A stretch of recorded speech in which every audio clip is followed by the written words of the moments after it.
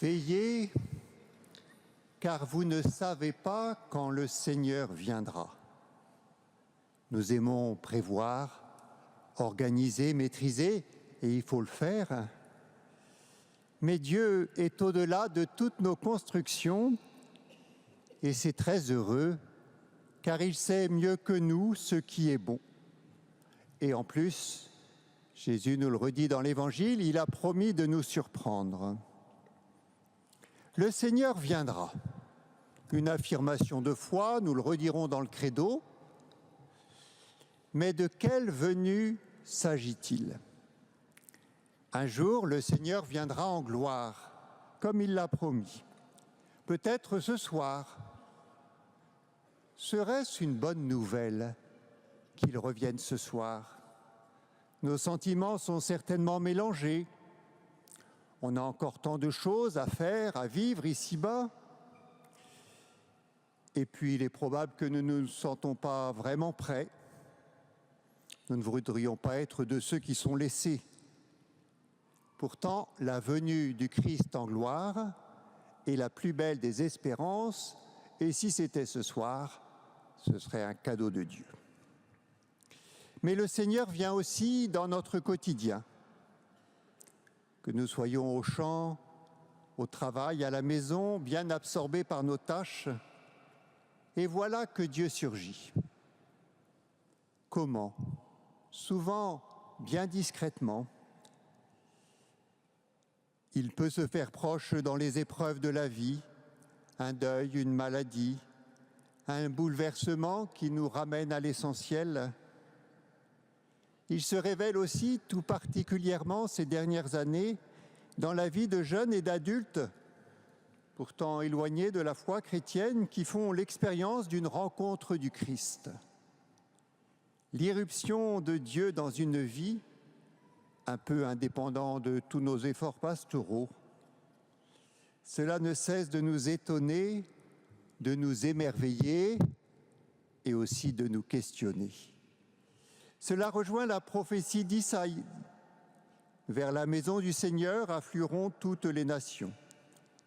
Et le psaume réplique, « Quelle joie quand on m'a dit, nous irons dans la maison du Seigneur, c'est là qu'Israël doit rendre grâce à Dieu. »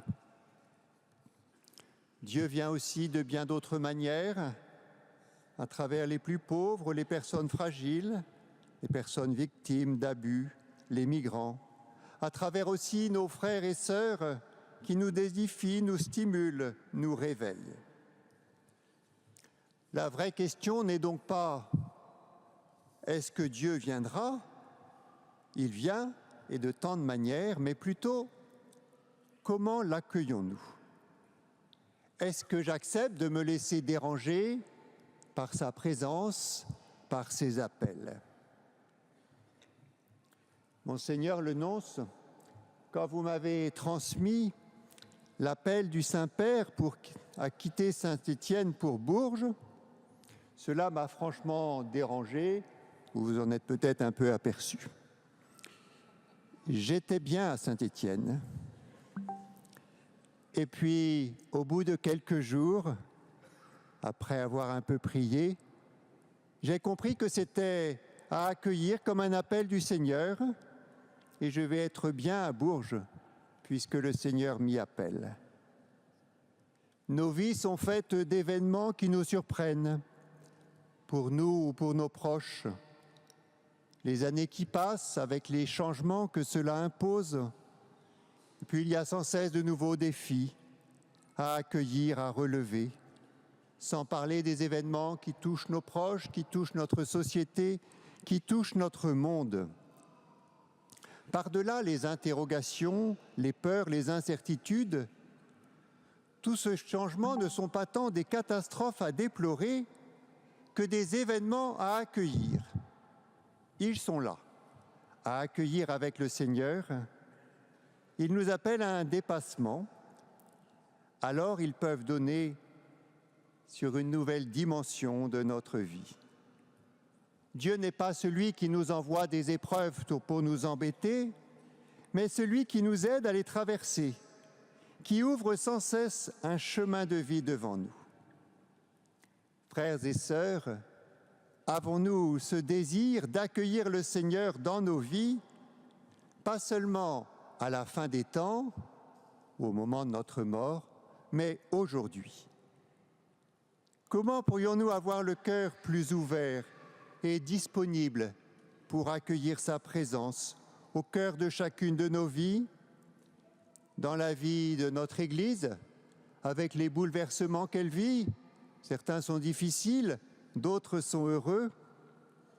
N'est-ce pas là l'espérance chrétienne que nous avons approfondie en cette année sainte de l'espérance qui ne déçoit pas, car l'amour de Dieu a été répandu dans nos cœurs, vous le savez. L'espérance, c'est cette certitude qu'en Dieu, la vie et l'amour auront le dernier mot. Rien ne pourra nous séparer de l'amour de Dieu, nous rappelle saint Paul. L'évêque, en grec épiscopos, c'est celui qui veille étymologiquement, celui qui a la charge. Je ne suis pas là pour vous dire ce qu'il faut faire. Je ne suis pas le bon Dieu. Je suis là pour veiller avec vous, pour discerner ensemble les appels de Dieu, les appels personnels, les appels communautaires, le cri des pauvres, les attentes du monde. Ensemble, il nous faut être à l'écoute. Je crois qu'il y a des grandes oreilles dans notre département. Eh bien, il faut que nous ayons de grandes oreilles dans notre cœur. Demandons au Seigneur ce cœur qui écoute pour découvrir ensemble ses chemins, les portes qu'il ouvre devant nous, surtout quand nous avons l'impression que tout est bouché. Ça fait partie de mes joies pastorales. Tout est bouché, le chemin s'ouvre. Il ne cessera de nous surprendre.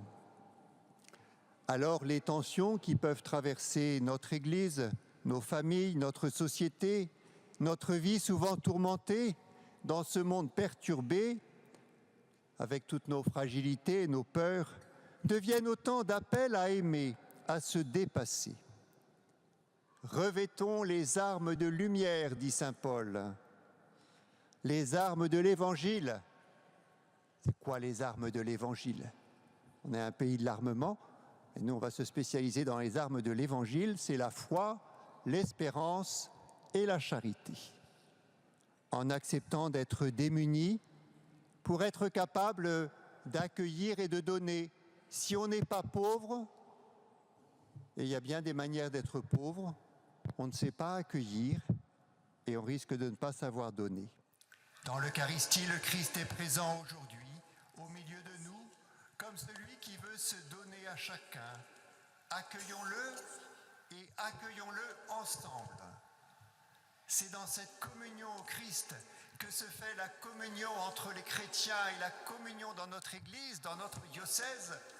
Elle jaillit du Christ. Plus chacun avance vers le Christ, plus nous sommes en communion les uns avec les autres. Nous sommes différents par nos histoires, nos âges, nos sensibilités, nos talents, nos fragilités aussi. Et c'est Dieu lui-même qui a voulu cette diversité.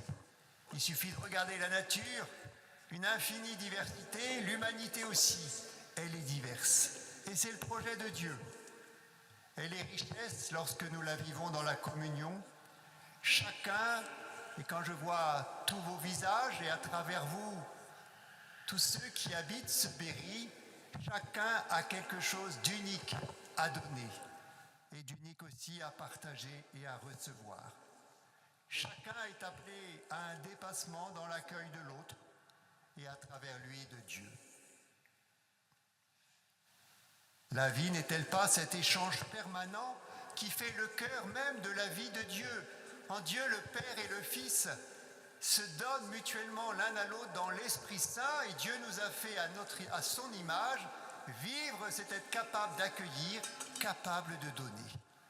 Et c'est simplement ce que nous avons à vivre jour après jour.